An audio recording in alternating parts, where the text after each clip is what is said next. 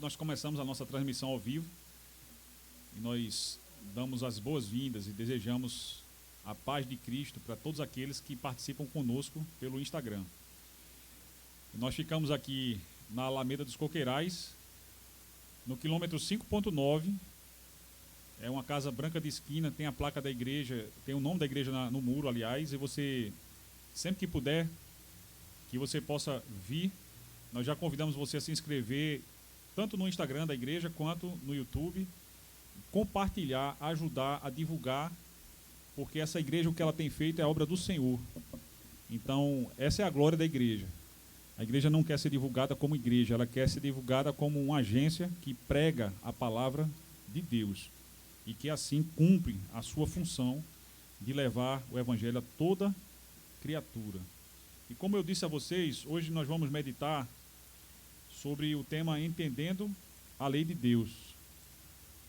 Nosso sistema aqui está dando um delay, mas eu pedi ajuda para o meu Cine Foto Som aqui. Aliás, só o Cine Foto Som não, só o Cine. E com isso eu denunciei a minha idade, né, que ninguém usa mais essa expressão. CPD também nem sabe também, né? CPD o que é? Muito bem. Entendendo a Lei de Deus. Nós estamos na penúltima semana do livro de Neemias, na nossa leitura anual. Se você não está acompanhando a leitura anual, é uma pena, mas não é tarde. Ainda é o momento de você começar agora, de onde você está, porque você, fazendo a leitura anual, o ano que vem, nessa mesma época, você vai estar chegando em Esdras, Neemias, e vai ter concluído, né, o seu circuito. Quantas vezes a gente quer ler a Bíblia integralmente? A gente quer ler todo ano. Todo ano, é só uma meta ousada. Todos os anos a gente lê a Bíblia toda. De forma que se essa igreja chegar a 100 anos, eu certamente não serei mais o pastor da igreja, porque eu não imagino que eu vá viver 150 anos, mas se houver a cultura, essa igreja vai estar reproduzindo isso. E não somente, Deus não quer somente que a gente leia, tá certo? Eu conheço muita gente, muito ateu, nada contra os ateus, mas obviamente que eles têm um ponto de vista de fé, porque ateísmo é fé, não é ciência, diferente do nosso. Eles creem que Deus não existe, mas eles não podem provar. E aí eles leem a palavra de Deus para tentar encontrar brechas. Eu já ouvi dizer de gente que chegou lá na narrativa do Pentateuco e encontrou em Levítico a proibição de certos alimentos e está escrito lá o morcego relacionado entre as aves. E aí quer colocar em dúvida a palavra de Deus, porque morcego é mamífero e não ave. Ora, quando esse livro foi escrito, há mais de 2.000 anos, né, muito mais, mais de 4.000 anos atrás, não existia esse critério que a taxonomia hoje usa, né, que o morcego é mamífero e não ave. A Bíblia não é um livro de ciência, gente, e a gente não precisa se preocupar com o desenvolvimento da ciência, porque a Bíblia diz que a ciência é um dom de Deus. E a fé e a ciência são retas paralelas.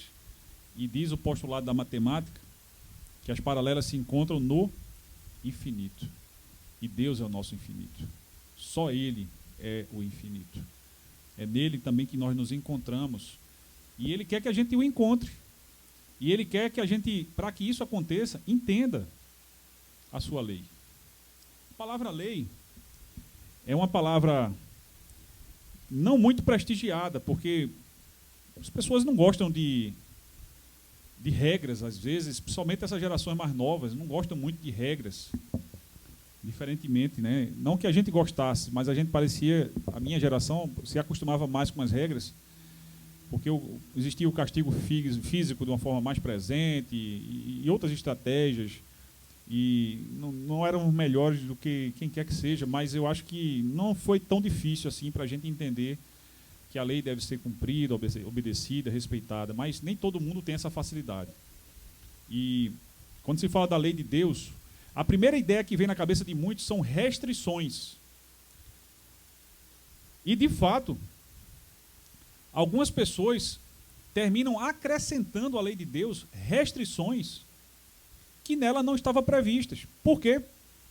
Porque mistura o que é a lei de Deus com ensinamentos humanos. E isso confunde a cabeça das pessoas, porque muitos dos ensinamentos são produto de uma cultura de uma determinada época e não fazem sentido em outra época.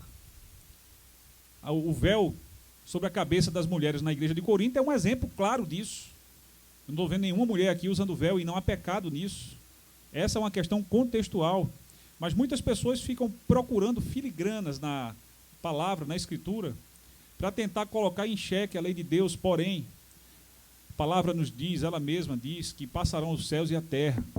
E de fato passarão, mas a palavra de Deus permanece para sempre. E é a palavra de Deus que contém a lei de Deus. E nós precisamos entender a lei de Deus. Porque os mandamentos do Senhor, eles não são penosos, eles são para o nosso bem. Certa vez, um pastor que não está mais entre nós, mas certamente está na glória, e foi uma figura que foi muito importante para mim, pela referência que ele tinha. Ele foi meu pastor por pouco tempo, mas me ajudou bastante, inclusive no início do meu ministério, me orientou bastante. E ele, uma vez, definiu a lei de Deus como as leis de trânsito. O Código de Trânsito, ele tem uma finalidade muito semelhante à lei de Deus: a preservação da vida. E quando Jesus disse: eu vim para que vocês tenham vida, vida eterna, vida abundante, o que Jesus estava dizendo foi: eu vim para que vocês aprendam a andar, a transitar na vida, de tal forma que vocês alcancem a eternidade na glória do Pai. Jesus, ele não tinha nenhuma placa apontando para a eternidade. Ele apontou para si mesmo. Ele disse: eu sou o caminho. Jesus, ele não precisou argumentar usando de retórica para provar os seus critérios, porque ele disse: eu sou a verdade. E Jesus, ele não teve nenhum conceito relativo a respeito do que é a vida, porque ele disse: eu sou a vida. E ele complementa dizendo: ninguém vai ao Pai senão por meio de mim. Portanto, todos aqueles que se aproximam de Deus precisam ter uma boa compreensão daquilo que se chama lei de Deus. Porque, primeiro, ela tem uma finalidade. A lei de Deus, ela tem uma finalidade, tem um propósito. Ela tem um efeito prático, uma aplicação. E a gente vai ter a oportunidade de meditar mais sobre isso, lendo em Neemias, conforme está proposto, alternadamente, como a gente faz de costume. Eu leio o primeiro e nós lemos o segundo. Eu só vou ler o segundo junto com vocês para sair na gravação, porque eu percebi que quando a gente não faz isso, não sai. Temos como depois corrigir isso de alguma forma.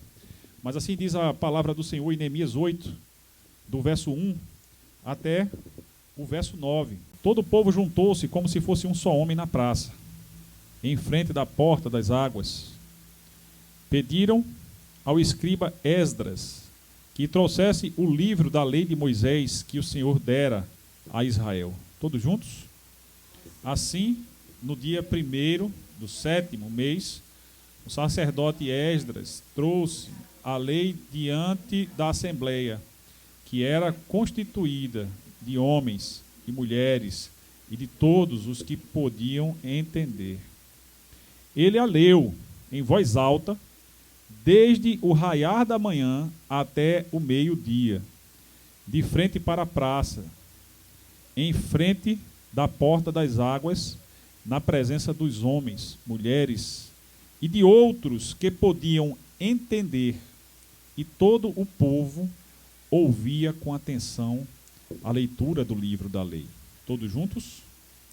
O escriba Esdras estava numa plataforma elevada de madeira construída para a ocasião. Ao seu lado, à direita, estavam Matitias, Sema, Anaías, Urias, Ilquias e Maazéias. E à esquerda estavam Pedaías, Misael, Malquias, Rassum, Asbadana, Zacarias e Mesulão. Esdras abriu o livro diante de todo o povo e este podia vê-lo, pois ele estava num lugar mais alto. E quando abriu o livro, o povo todo se levantou. Todos juntos? Esdras louvou o Senhor, o grande Deus, e todo o povo ergueu as mãos e respondeu: Amém, Amém. Então eles adoraram o Senhor, prostrados, rosto em terra. Os levitas, Jesua, Bani, Serebias, Jamim, Acube, Sabetai, Odias, Maazéias, Quelita, Azarias, Josabade, Anã e Pelaías instruíram o povo da lei e todos permaneciam ali. Leram o livro da lei de Deus, interpretando-o e explicando-o, a fim de que o povo entendesse o que estava sendo lido. Então, Neemias, o governador, Esdras, o sacerdote e escriba, e os levitas que estavam instruindo o povo disseram a todos, vamos ler todos juntos? Este dia é consagrado ao Senhor Deus, nada de tristeza e de choro, pois todo o povo estava chorando enquanto ouvia as palavras da lei. Glória a Deus pela sua palavra. Vamos orar? Pai, nós te damos graças pela tua palavra que foi lida, Senhor. Eu vi aqui o povo atento, como estava também naquela ocasião. Eu vi, Senhor, o teu povo curioso para discernir coisas novas, quem sabe, Deus, para entender aquilo que antes não entendia. Senhor, eu te peço que o Senhor haja no meio de nós para que haja entendimento, Senhor. Que o Espírito Santo ministre aos nossos corações, que o Senhor encontre em nós corações ensináveis e que essa palavra possa fazer diferença em nível de arrependimento e santidade, Pai. Em nome de Jesus. Amém. Esse texto, antes de falar dos 3 passos, esse texto sempre moveu muito o meu coração. Porque é uma das ocasiões mais sublimes de toda a narrativa bíblica. Nós estamos falando de um período pós-exílico. Estamos falando de um tempo em que o povo voltou do cativeiro depois de ter sido subjugado pelo invasor. Você imagina alguém chegar na sua casa, tomar o que você tem e levar para morar em outro lugar à força, por um decreto, por um ato de poder, de potestade, e você se sujeitar a isso, não ter escolha, e precisar entender que isso aconteceu por permissão de Deus, por consequência dos seus pecados, para que você aprendesse a conhecer a Deus. Mesmo tendo tido a oportunidade, Israel teve experiências maravilhosas com Deus, mas se afastou de Deus. Teve tudo e ficou sem nada. E é passado o período da aprovação, eles retornam, 70 anos depois, eles retornam para a Terra Prometida, que Roberto esteve visitando. E quando chegam ali, inicialmente nós vimos, Esdras teve aquele trabalho para levar a reconstrução da cidade. Neemias termina participando do final do processo. Mas nesse texto de Neemias 9, há um dado que é muito especial, que é o interesse em restaurar o sacerdócio e restaurar a vida espiritual do povo. Porque o sacerdócio foi instituído através de um dos descendentes de Jacó, Levi, para que houvesse continuamente serviço, inicialmente no tabernáculo, depois no templo, e para que o povo aprendesse a conhecer a Deus. Todo sacerdote era um levita, embora nem todo levita fosse um sacerdote. Porque para ser sacerdote você precisava ser descendente direto de Levi, como Arão. Você precisava vir da descendência de Arão, de uma forma direta. Você poderia ser chamado de levita se você casasse com uma mulher levita. Mas você jamais poderia ser sacerdote. E a função do sacerdócio, com o tempo, ela se perdeu. Com o tempo, o povo que foi escolhido para ser um reino de sacerdotes, e em dado momento o povo duvida até mesmo sobre quem é Deus. E outras dúvidas que Israel teve, como nós vimos ontem num culto, lendo Isaías 40, quando Isaías disse que o povo ia pensar assim: Deus não se lembra de mim, Deus esqueceu de mim, Ele não se importa comigo. Isso é típico de quem não conhece a Deus, mas Deus quer ser conhecido. Por isso, Ele chama Moisés, Ele dá a iluminação para Moisés. Inicialmente, gente, quando a gente fala da lei de Deus, o que remete a gente em primeiro lugar é para os 10 mandamentos. Os 10 mandamentos são o único texto bíblico escrito pelo próprio Deus. Nós dizemos que a Bíblia é inspirada, e ela realmente é. Mas existem partes da Bíblia que a inspiração foi verbal, são os oráculos de Deus. Os profetas usaram muito a seguinte expressão: assim diz o Senhor, são os oráculos de Deus. Ali é a palavra ditada. Mas também a Bíblia tem a palavra escrita por Deus, os 10 mandamentos, que são a fonte de tudo. E Deus fez isso porque Ele se importava com o seu povo. Ele queria que o povo se afastasse da idolatria, da escravidão do pecado, que o povo aprendesse a se relacionar com Ele como um Deus santo. E só há uma forma de um ser humano se relacionar com um Deus santo. E essa forma não é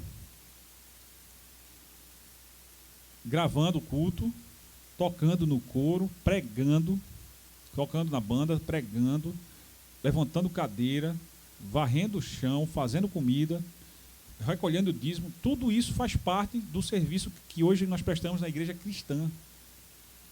Mas a única forma, e todas essas coisas são boas, e tem uma função, mas a única forma de um ser humano se aproximar de um Deus santo é em santidade, é vivendo em santidade. Não estou falando que é possível para alguém, em algum momento da vida, nunca errar, porque o único ser humano perfeito que já existiu foi Jesus Cristo. Mas ele mesmo nos disse, e orou por nós, Ele nos disse que nos enviava do mesmo modo como Ele foi enviado. E Ele orou para que a gente tivesse unidade com Ele, como Ele tinha com o Pai. Então Jesus não orou apenas por comunhão, Ele orou por unidade, para que a gente tenha o mesmo Espírito entre nós, como corpo de Cristo, e para que nós estejamos unidos com Ele, como Ele está unido com o Pai, para que tudo aquilo que nós venhamos a fazer, falar, pensar, seja de acordo com os pensamentos, a vontade do nosso Deus. Por isso que nós chamamos Deus de Senhor. Certa ocasião, Jesus falou: vocês me chamam de Senhor, e tem razão. Vocês me chamam de mestre e tem razão. Mas por que vocês me chamam assim, mas não fazem aquilo que eu mando? Meus irmãos, a principal razão pela qual o ser humano se distanciou de Deus e pela qual o ser humano não pensa como Deus, quando eu digo não pensa como Deus, não é ser igual a Deus, mas não é ter pensamentos a respeito da sua própria vida, das pessoas que estão ao seu alcance, olhando do ponto de vista de Deus, não do seu ponto de vista. É justamente porque elas não entendem a lei de Deus. E aqui existia um grande quebrantamento. Não sei se vocês percebem que o final daquela leitura, inicialmente foi um ato de adoração. Como era comum no judaísmo, eles se humilham, eles colocam a face no chão, no pó, se humilham diante do Senhor. E logo depois, eles caem em lágrimas. Essas não são lágrimas de simples culpa. São lágrimas de arrependimento, de lamento pelos pecados que as gerações anteriores cometeram. Se tem algo Desde o Shema de Israel, Deuteronômio 6, até Apocalipse, que Deus se importa, é que de geração em geração, o conhecimento de Deus ele vai aumentando, através de famílias sacerdotais, que ensinam a palavra de Deus em casa. E isso sai espalhando o mundo todo, para que a terra toda seja cheia do conhecimento de Deus. O desejo de Deus, gente, não é ninguém no inferno. Existem pessoas que acreditam que Deus destinou certas pessoas ao inferno. Não há nenhum texto bíblico que eu conheça que autorize essa conclusão. O desejo de Deus é que todas as pessoas sejam salvas. A lei de Deus é para isso. Os mandamentos de Deus são como as leis de trânsito, para que o ser humano se conduza no caminho que é Cristo, no caminho que leva a uma vida de comunhão com Deus. Por que nós precisamos seguir a esse Cristo? Porque simplesmente ele foi para a cruz pagar o preço dos nossos pecados para que essa reconciliação fosse possível. O nome disso chama-se Ministério da Reconciliação, e na cruz ele disse: está consumado, porque ele se entregou para que nós pudéssemos ser reconciliados com Deus. E isso envolve a conversão, a justificação do ser humano pecador. Isso existe, isso envolve a preparação do ser humano para viver uma vida de santidade, entendendo que ele é nova criatura, que ele está vivendo em Cristo e que as coisas velhas ficaram para trás. Essa é a síntese da lei de Deus, mas eu queria olhar para o texto que nós acabamos de ler através de 3 passos. Para que esse entendimento da lei pudesse acontecer, eu queria dar ênfase aqui ao primeiro passo. Terminou ficando muito pequenininho aqui, mas está escrito: entendendo a lei de Deus. Entendendo a lei de Deus. E para que isso acontecesse, era necessário, em primeiro lugar, e em última análise, unidade. Em que sentido? O texto começa dizendo que todos se reuniram como se fossem um só homem na praça. Um só propósito. Ali não havia partidarismo. Ali não havia quem fosse favorável à Pérsia e quem fosse contra, que era o sistema de governo que existia, e outros sistemas que poderiam existir ou já tinham existido. Ali não havia acepção de pessoas. As tribos estavam congregadas como se estivessem buscando de Deus uma resposta. Deus, nós estamos chegando numa fase em que a obra está sendo concluída, mas quais são as lições que nós podemos tirar de tudo isso? Ontem, à noite, no culto do GPS, a gente mostrou que em cada queda nós tiramos lições.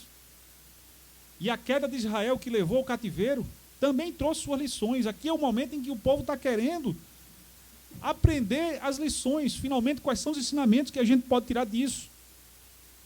E para isso eles buscam estar juntos em unidade. Eles escutam a palavra em unidade. Naquele momento havia uma atenção. Hoje diriam mindfulness, né? Mindfulness, né? Ou seja, mente cheia. Aliás, completamente, mente esvaziada, melhor dizendo, né? Completamente pronta para ser cheia daquela palavra que estava sendo lida. Concentração total. E mais, reflexão profunda. As pessoas, eu posso ver grupos, o povo dividido em grupos depois da leitura. E vocês ouviram aqui vários nomes, alguns deles que no português ficam até estranhos. Eu espero que Renata já tenha decidido realmente chamar o filho de Benjamim, porque às vezes a pessoa, quando está grávida, lê esses textos da Bíblia assim, aí acha o nome desse bonito e bota.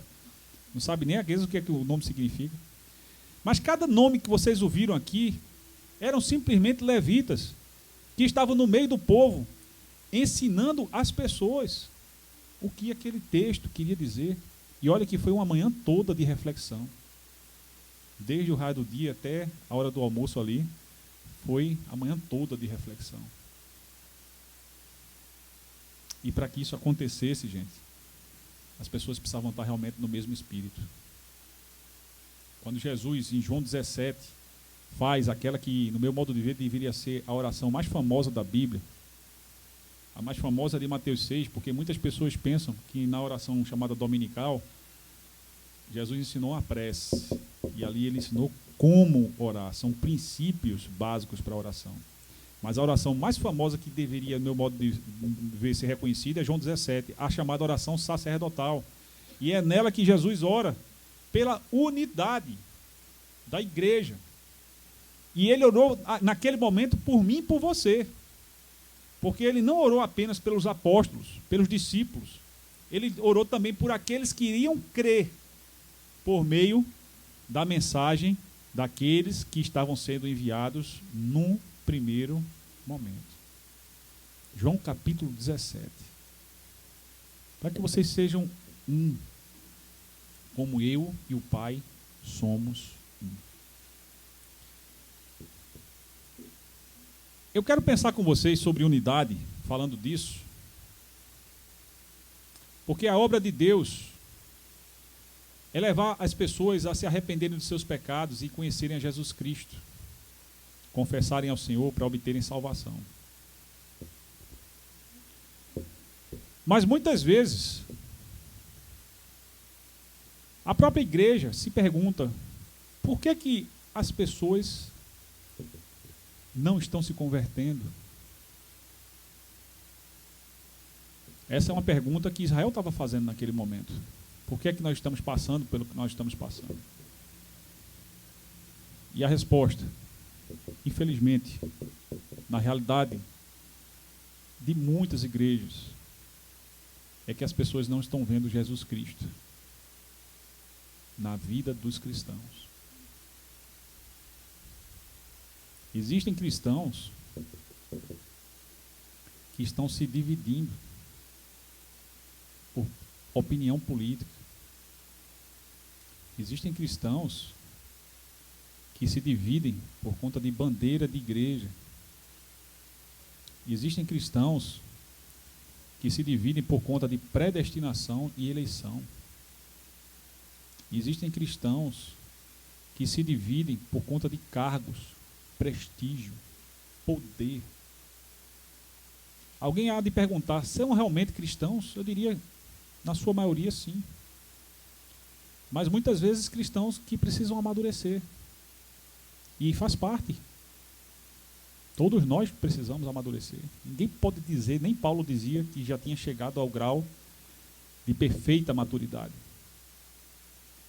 Existem cristãos que se dividem sobre a eficácia da oração. Eu já vi gente dizer e defender a tese de que a oração não é para Deus, não. É para mim, porque Deus já sabe o que é que eu quero e Ele é todo poderoso, então não adianta nada orar. Aí a gente vai para 1 Tessalonicenses 5, 17 e diz assim: orai sem cessar. Orai no Espírito. Orai no secreto. Orem. Orem. Orem. É o que mais a palavra de Deus nos ensina. Sem oração, nenhum poder. O Espírito Santo em Pentecostes foi derramado sobre a igreja. E houve um grande quebrantamento e o primeiro grande ajuntamento de pessoas. Foi justamente em função daquele derramamento do Espírito, quando os apóstolos pregavam a palavra de Deus na sua própria língua. E cada pessoa entendia na língua que falava. Como se houvesse naquele momento ali um tradutor Google na mente das pessoas e cada um entendia, sabia exatamente do que é que se estava falando. Talvez eles tivessem lido o livro de Neemias, talvez eles tivessem lembrado daquela experiência de quebrantamento que aconteceu com o povo, num momento, conforme está em Atos dos Apóstolos, em que eles chegam à conclusão: eita, matamos o Filho de Deus. Que tragédia! é você pensar que está fazendo tudo certo, é você achar que está servindo a Deus, como aquele sinédrio, e de repente colocar na cruz simplesmente o Salvador da humanidade, porque você nunca entendeu quem realmente Deus é, nem o que a sua lei significa. Os fariseus fizeram parte desse grupo. E para quem não sabe, os fariseus dividiram a nação antes do nascimento de Jesus Cristo. Israel viveu uma guerra civil. Por quê? Fariseus de um lado, saduceus do outro. E a nação ficou dividida. E a nação que tinha conquistado a independência, os fatos de que eu estou falando você encontra narrados no primeiro livro de Macabeus, que em qualquer livro católico, Bíblia católica você encontra. Terminaram com a independência após a revolta dos Macabeus, e aquele país se tornou independente, até uma guerra civil em que eles tiveram que pedir apoio militar a Roma e perderam a independência, porque Roma não ia entrar em canto nenhum sem dominar o território.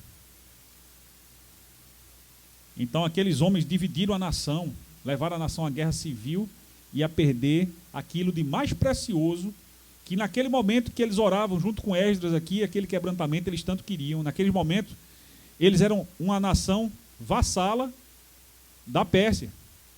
E tudo que eles queriam é ser de novo um reino independente. Todas as esperanças deles foram guardadas para o Messias, para o ungido de Deus que haveria de governar não somente Israel, mas todas as nações. Israel nunca entendeu quando Jesus disse: o meu reino não é deste mundo. O meu reino se estabelece, e é necessário que as pessoas escutem, quando o ser humano se arrepende. O precursor que Isaías 40 disse que seria enviado, Isaías, né? 40 é o capítulo. João Batista, a mensagem dele era: arrependei-vos, porque é chegado o reino de Deus. Isso sempre foi assim, desde o princípio. Deus procura o ser humano no Éden e diz assim: que fizeste? E o ser humano não é capaz de reconhecer nem quem ele é, o estado em que se encontra, nem as coisas que ele fez. Nesse momento da leitura, Neemias, capítulo 9, nós vemos Israel quebrantado. Neemias 8, Israel quebrantado, chorando, porque entendeu as razões pelas quais havia chegado naquele estado. Cada um desses nomes aqui, ó, quando a gente lê aqui, ó, Jesua, Bani, Serebias, Jamim, pense que você pode ser um desses, continuando a fazer com que as pessoas entendam a lei de Deus, para que haja quebrantamento e as pessoas entendam aquilo que estão lendo. Gente, isso é muito sério. Tem pessoas que dizem que nunca leram a Bíblia porque é muito complicado. E é verdade, às vezes a Bíblia é complicada demais. Por outro lado, existem pessoas que têm uma compreensão mais aprofundada e facilidade para ensinar. E Deus quer usar nossas vidas, quem tem essa facilidade, para ministrar a palavra para que outras pessoas possam entender a sua condição, por que se encontram passando por certas situações. Muito daquilo que a gente passa é consequência da gente não entender a lei de Deus. E fazer feito os fariseus, tentar resumir isso no nível raso da espiritualidade. Melhor dizendo, da religiosidade. O que Deus quer é o contrário, é a espiritualidade. É relacionamento espiritual. É relação de pai e filho. Porque orar, ora, quem é pai sabe que não tem como você orientar seu filho se não for com conversa. Mesma coisa o Pai dos céus quer fazer conosco. E quando a gente conversa com Ele, Ele nos orienta, porque o Deus que nós cremos, Ele fala, Ele nos instrui. Porque lê a palavra, porque a palavra, ela contém vida. Ela é a diferença para muitas pessoas entre a vida e a morte. Para mim, ela tem esse sentido. Não um sentido metafórico, um sentido literal. Porque mais de uma vez eu estive perto da morte, mas essa palavra me vivificou. Até mesmo no momento em que eu acho que eu tinha depressão, eu não fui diagnosticado. O primeiro passo, gente, é unidade, é a gente se unir. Não se dividir. Nós temos diferenças, eram 12 tribos, mas estavam as 12 ali, ó, cada um com a sua função, cada uma buscando.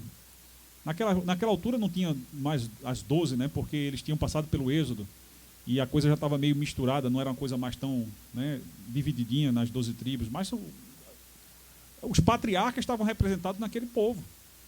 As 12 tribos estavam representadas ali naquele povo que estava buscando se reconectar com Deus, compreendendo a lei de Deus. E aqui eu lembro do oficial de Candace, que o Espírito Santo encarrega Filipe, o diácono, de evangelizar. Ele estava lendo justamente Isaías, a respeito de Jesus Cristo. E Filipe se aproxima e diz assim: entendes o que estás lendo? E a resposta dele ecoa até hoje: como entenderei se não houver quem me explique? Aquela conversa terminou com aquele homem desejando o batismo. Mais um filho de Deus, etíope. A Etiópia, todos sabemos, uma terra pagã, cheia de misticismos, principalmente naquela época. E daquela região veio o culto a Baal, Astarote, e isso gerou tanta confusão no meio do povo. Agora tinha um etíope que veio para Jerusalém entender que Isaías falava a respeito de Jesus Cristo, nosso Senhor, que quer produzir em nós arrependimento quando a gente entende o que significa a lei de Deus e o que Deus quer da gente. Unidade de propósito significa tudo o que nós fizermos seja para a glória de Deus. Ontem teve uma pessoa que saiu daqui, um motociclista, deixou um recado para mim e falou assim: diga ao pastor que a palavra falou no meu coração, mas que ele não se orgulhe disso não. Eu disse para quem me deu o recado: não precisa nem dizer, porque há muito tempo que Deus quebrou isso em mim. Quando eu vou mal, a culpa é minha. Quando eu vou bem, a glória é de Deus. Isso não é falsa modéstia, nem hipocrisia. É porque a vida de um crente tem que ser assim, gente. A gente não deve fazer nada para ser visto nem reconhecido pelos homens. Jesus disse: aqueles que buscam reconhecimento humano já tiveram sua recompensa. Qual é a recompensa? Seguidores nos tempos de redes sociais. Temos que ter o mesmo propósito: viver para Deus, viver por Deus, viver pela palavra de Deus. Isso é possível, isso não é fanatismo religioso, isso não é loucura. É a única forma possível de a gente encontrar com o Senhor, de ter comunhão, de perceber, de ouvi-lo. Unidade de direção. Paulo diz que a igreja, ela tem um cabeça. Mas tem igrejas que tem muitas cabeças e fica parecendo um bicho de 7 cabeças. Me lembrei agora do Caverna do Dragão, que os mais geração dos anos 70, 80 devem conhecer, os mais novos não. Caverna do Dragão tinha um demônio lá, uma besta, que era o Tiamax, que era uma espécie de pet do cavernoso lá, que agora eu esqueci o nome dele lá, do chifrudo lá, do Vingador. E ele chegava, né, com 7 cabeças assim, né, o Tiamax, né? Tiamax é um das bestas da mitologia babilônica. Mas, na verdade, tem igrejas que parecem uma besta como essa, que são 7 cabeças. Um vai para um lado, outro vai para o outro. O pastor vai para um lado. Às vezes o pastor não está na mesma direção que Deus. Isso também acontece. O que é que Deus quer quando Ele nos chama a atenção para isso? Ele quer que a gente tenha unidade de direção. Que a gente se alinhe. Porque só existe uma forma de a gente caminhar junto, é a gente estando de acordo. E a gente pode estar de acordo sem Deus. Então só existe uma forma de a gente estar caminhando juntos com Deus. é nós estarmos de acordo com Deus. A mente é dele. Paulo disse, nós temos a mente de Cristo. Isso é muito sério, mas é muito prático. Porque tem gente que pensa que isso é ilusão, que não é possível, mas é possível. Como é possível a gente ter a mente de Deus? Se arrepender dos seus pecados, a fórmula de 2 Crônicas 7,14, se arrepender dos seus pecados, buscar a Deus, se humilhar, orar, buscar a face de Deus. E não estar buscando a sua própria face no espelho. Porque o que faz com que essas coisas aconteçam, e a perda da unidade, muitas vezes é a vaidade. Salomão escreve sobre isso em Eclesiastes, repetindo, vaidade, vaidade, vaidade. Tudo é vaidade. E o ser humano passa a vida alimentando a sua própria vaidade e não conhece nem o sentido da vida. E aí chega um momento em que a vida acaba. Muitos pensam que vai ter outra reencarnação. A gente respeita todas as crenças. Não estamos aqui falando mal de religião alguma. Mas segundo o Evangelho, isso não é verdade. E você pode encontrar isso que eu estou falando em Hebreus 9, 27. Morre-se uma só vez, depois disso vem o juízo. Então quem estiver esperando a recuperação, a notícia, que não vai ter nem conselho de classe. Os mais antigos sabem do que eu estou falando. E aí, finalmente, a unidade de subordinação a Deus. E uns aos outros. Meus irmãos, ou Deus é Senhor, ou nós somos senhores. E nós precisamos nos submeter não somente a Ele, mas nos submetermos uns aos outros. Em Efésios 4, muitos homens, por não entenderem a lei de Deus, transformam o casamento pela autoridade que Deus deu para eles, e é verdade isso. Transformam o casamento num sistema despótico, autoritário. Porque está escrito que a mulher deve estar submissa ao marido. Isso significa sob a missão do marido. Mas antes mesmo, diz que cada um da igreja deve se sujeitar ao outro. Sujeitai-vos uns aos outros em amor. Então, se a autoridade Deus deu ao marido, é responsabilidade. Deus vai cobrar do marido aquilo que acontecer com a sua família. Mas isso não transforma ele num déspota, como se fosse um rei absolutista da monarquia dos Bourbons lá no século XVIII, na época da Revolução Francesa. Não é o caso.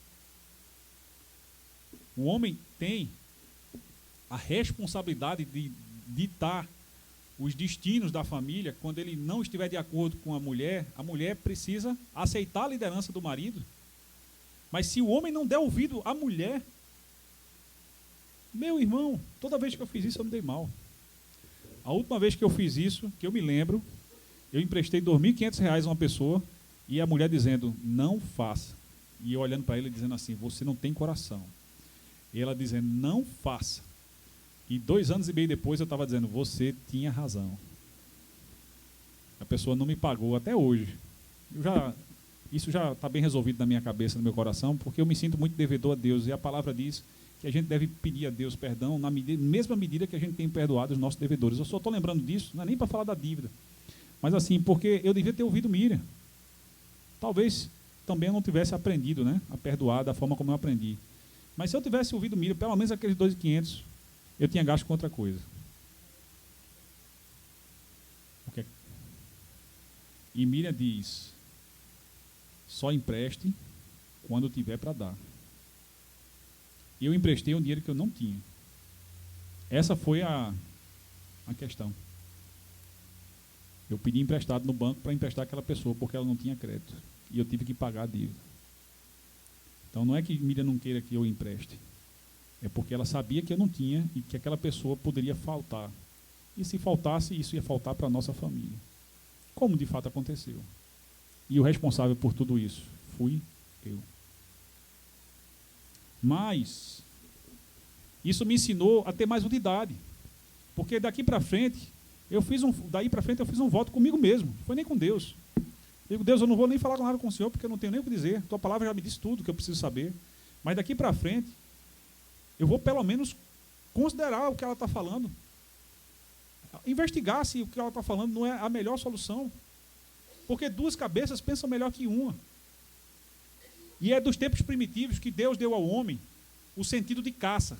A visão ao longe quem tem é o homem, mas a visão de maternidade deu à mulher o instinto de proteção do que está perto. Então, os perigos distantes, os homens veem com muita facilidade, mas os perigos mais próximos, quem vê são as mulheres. E os dois juntos, a família vai estar protegida de todo tipo de perigo. E ela vai estar em unidade perfeita que Deus deu. Homem e mulher, os dois, um submisso ao outro. O homem exercendo a liderança, a mulher acompanhando ele, e os dois submissos a Cristo. Fazendo parte de uma igreja que pensa da mesma forma, e a igreja entendendo que está sob a missão do pastor, e o pastor está sob a missão de Cristo, e todos estão submissos a Cristo. Não tem como dar errado. Nem nenhuma igreja, nem nenhuma família, nem nenhuma outra organização humana, porque o Evangelho, ele permeia todas as relações humanas.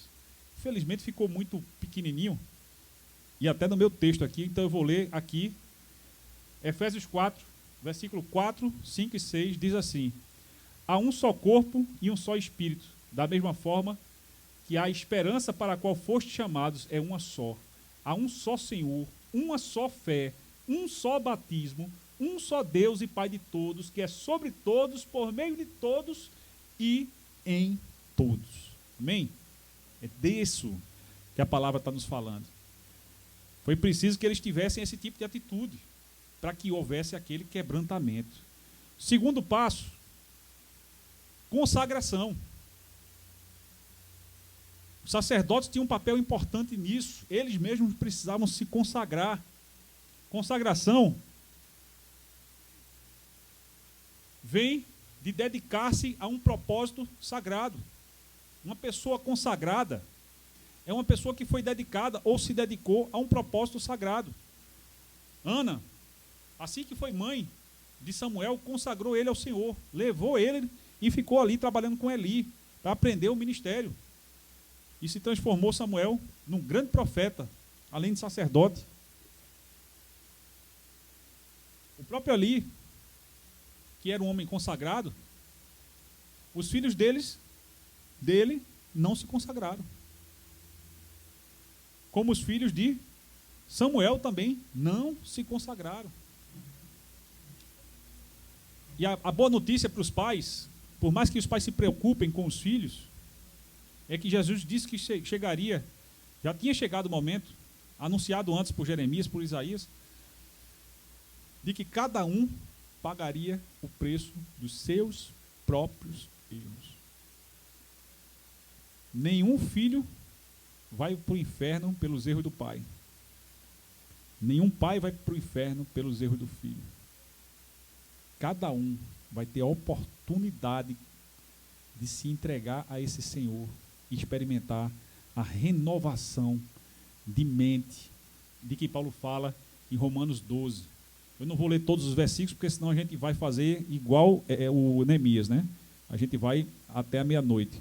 Mas Romanos 12, 1 e 2, muito conhecido, eu gosto muito desse texto. Não vos conformeis a este mundo, mas sede transformados pela completa renovação do vosso entendimento, para que possas experimentar a boa, perfeita e agradável vontade de Deus. Metanoia, mudança de mente. Olhar, sabe, se você tem dúvida a respeito de Deus, faça como eu fiz, quando eu tinha muitas dúvidas, e eu disse: Deus, nunca perguntei se o Senhor existe, porque desde criança que eu sabia que Deus existia, mas assim, Deus, me explica tal coisa, me mostra isso. Deus, ele responde, ele reconhece quando é sincero, gente. Ele reconhece quando a gente realmente está querendo aprender. E ele coloca, nem que seja uma pessoa, para nos ensinar. Mas ele poderia colocar anjos. Ele é todo poderoso. O que não faltam são meios de Deus nos ensinar o significado da sua lei. Consagração também significa viver para Cristo. Gálatas 2:20, Paulo diz: agora não sou mais eu que vivo, mas Cristo vive em mim. Ao nível de comunhão. Isso não tem nada a ver com ir para a igreja somente, gente. Fazer parte de um pequeno grupo. Aliás, muitos de vocês precisam acordar para isso, porque Deus tem falado muito nesses pequenos grupos. A gente tem amadurecido muito. A igreja precisa ter unidade nisso, porque isso faz parte da estratégia de plantação da igreja. Viver para Cristo e por Cristo significa morrer para mim mesmo. A gente falou sobre isso na sexta-feira. Isso é ser nova criatura. A minha natureza sem Cristo, conscientemente eu vou deixar para trás, porque agora eu vou viver intencionalmente no Espírito. Isso é busca de santidade. Isso me faz servir a Deus. Consagração é servir a Deus, servir aos meus irmãos. Em Mateus 25, 31, 46, Jesus falou sobre aquelas necessidades. Vocês me deram de comer, vocês me vestiram. E eles perguntam, quando é que a gente fez essas coisas? Quando vocês fez às pessoas que estavam precisando, foi a mim que vocês fizeram. Quando a gente está prestando serviço ao nosso irmão, a gente está servindo a Deus.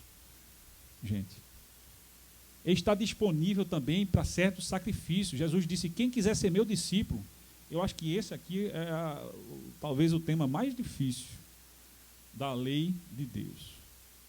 Quando Jesus disse, quem quiser ser meu discípulo. E aí veja que Jesus é cavalheiro. Deus é um gentleman. Ele não entra arrombando a porta de ninguém. Ele diz assim, quem quiser ser meu discípulo, você tem escolha. Cada escolha tem consequências. Se você quiser saber quais são as consequências, a gente tem o maior prazer de lhe instruir sobre isso. Tanto se você quiser se submeter a esse Deus, quanto você não quiser. Mas quem quiser ser meu discípulo, ele disse, negue-se a si mesmo, tome sua cruz e me siga. Para seguir a Jesus, para ser um discípulo de Jesus, primeira coisa, negar-se a si mesmo. E o pessoal não quer. Não quer. Na prática, como é que muitos oram? Quando eu estou falando do pessoal, não estou querendo dizer que são todos. Mas a gente tem muitas pessoas que oram assim, Deus, no céu faz a tua vontade, mas aqui na terra faz a minha. Sai da igreja cantando, não a minha vontade, mas a tua vontade. Na prática é, não a tua vontade, mas a minha vontade. E assim é uma luta de egos. E já tenho falado isso também, que o ídolo mais perigoso que tem é invisível, é o ego. O maior ídolo que o ser humano pode adorar. Está disponível para certos sacrifícios. Quando eu me entreguei ao ministério pastoral, não tenho dúvida que para mim e para minha família foi sacrifício e tem sido sacrifício.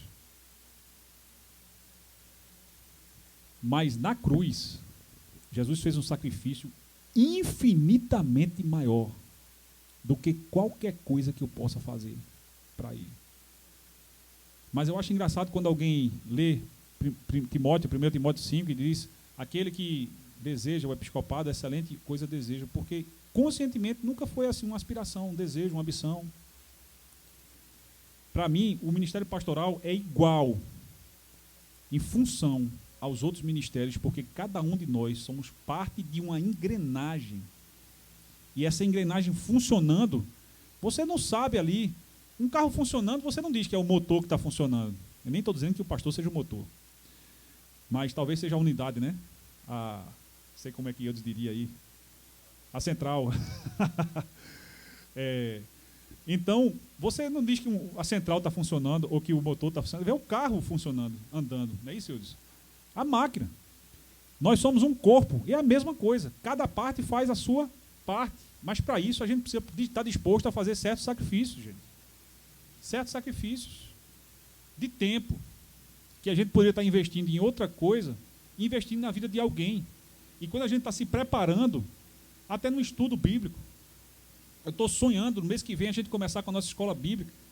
Isso vai alongar o nosso culto, talvez 1 hora a mais.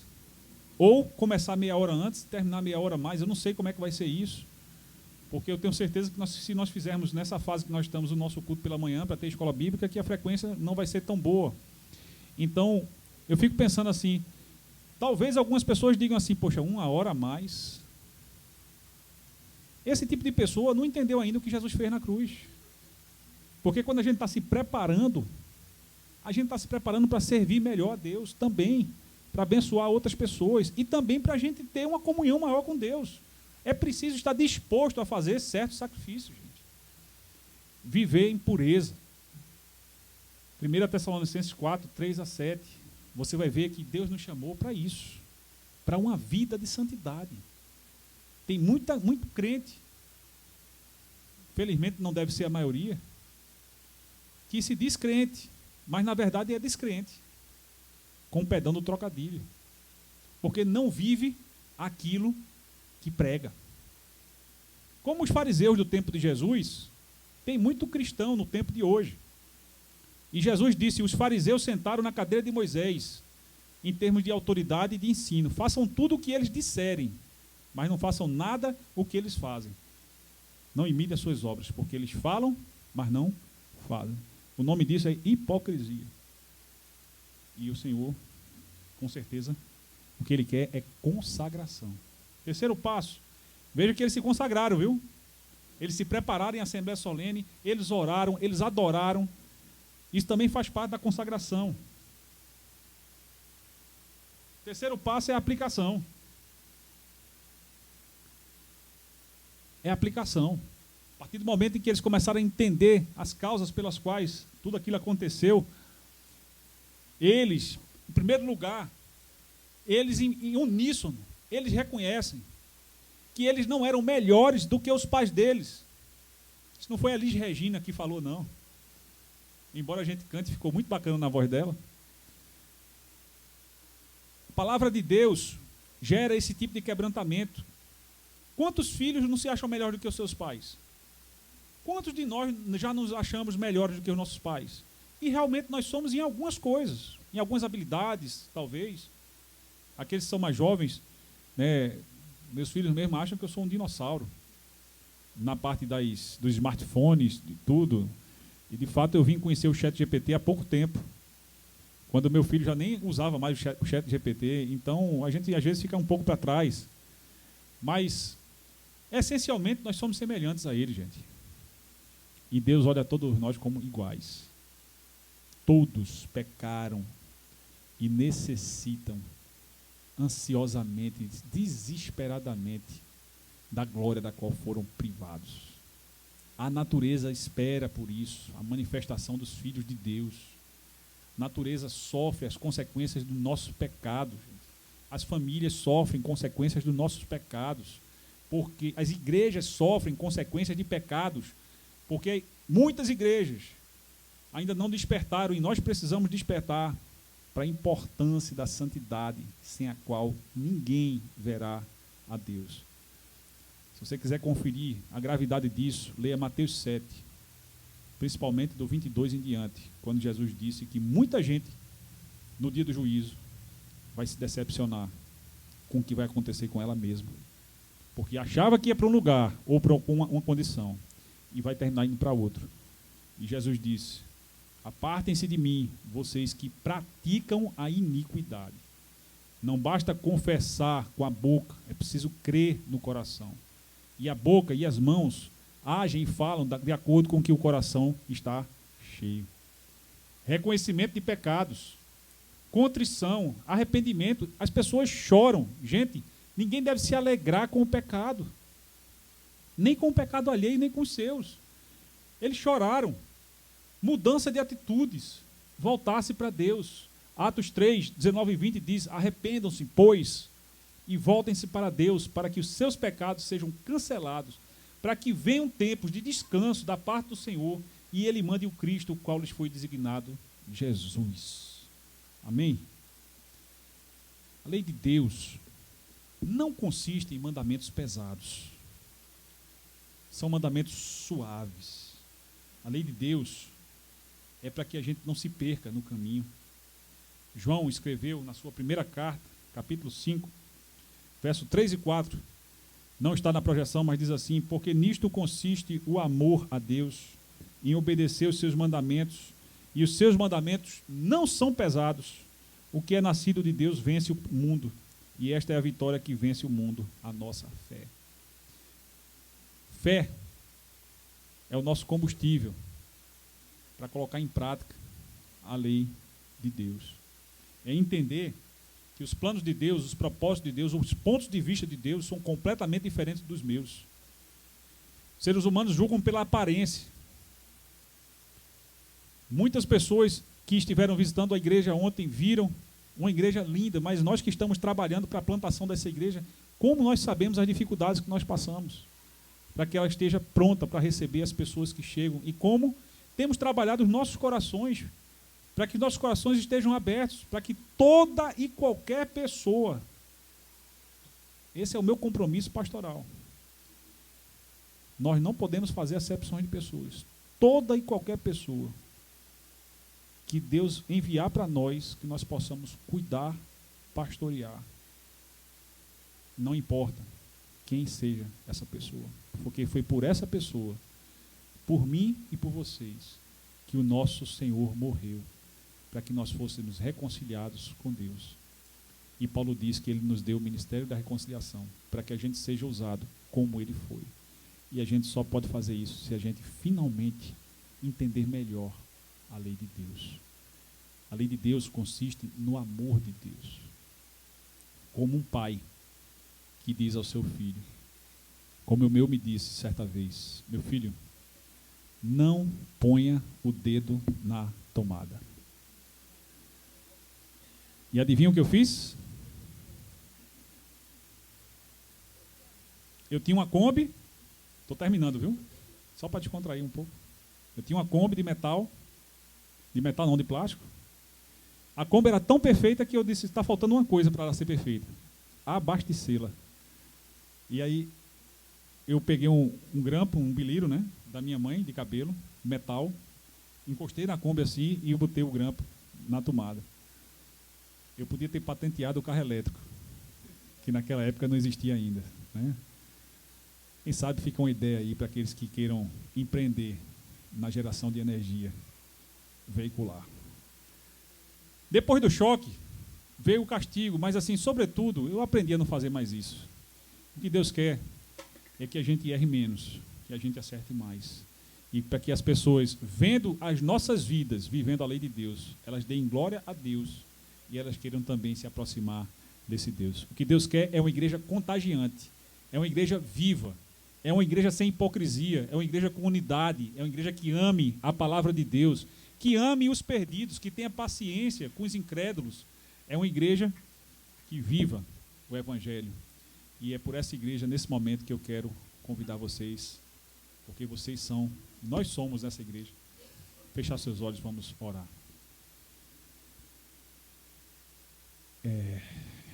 Deus, nesse momento, Deus, eu quero te dar graças, Senhor. Eu quero te dar graças porque a tua palavra, ela nos aponta, Senhor Jesus, como o caminho. Ela nos mostra quem nós somos. Deus, às vezes a gente está tão equivocado, a gente está tão enganado, Senhor, sobre o que a gente pensa, sobre o Senhor, sobre quem nós somos. Deus, muda a nossa forma de pensar, muda a nossa forma de crer,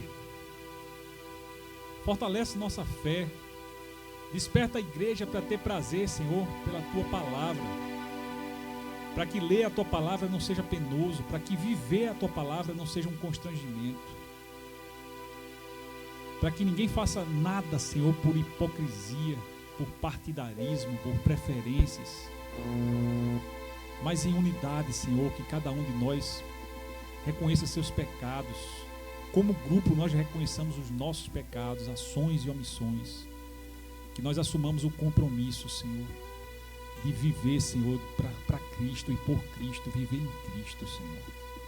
Vivemos o compromisso, Deus, de exortarmos uns aos outros em amor, para que sejamos aperfeiçoados em santidade. Assumimos o compromisso realmente de sermos uma agência de salvação, Senhor, não apenas na reserva do Paiva, meu Deus, porque eu sei que o Senhor quer que a gente vá muito mais longe. O Senhor quer, Senhor, que essa igreja cresça, que ela amadureça e seja mãe de outras igrejas, quem sabe em outros países, eu não sei, mas o Senhor sabe, Deus. E isso não é sonhar grande demais, Deus, isso é sonhar os teus sonhos, porque o Senhor deseja que toda a terra seja cheia do conhecimento do teu Filho Jesus, Senhor. Que todo ser humano, Senhor, possa ter pelo menos a oportunidade de ouvir falar do teu plano de amor, que contém, Senhor, essa lei cujos mandamentos não são capazes de nos salvar, mas que nos mostra quem nós somos, e também nos apontam para a pessoa de Jesus Cristo como a solução para quem nós somos e para a nossa sede e fome que temos de ter comunhão com o Senhor e de estarmos contigo na glória. Amém. Deus abençoe. Hoje eu não vou fazer nenhuma espécie de apelo. Eu acredito que o próprio Espírito Santo já fez isso no coração daqueles que sentem que precisam assumir mais compromissos, que precisam se dedicar mais a Deus e levar mais a sério a lei de Deus e entender a lei de Deus. Que Deus abençoe a igreja, que seja uma semana de paz.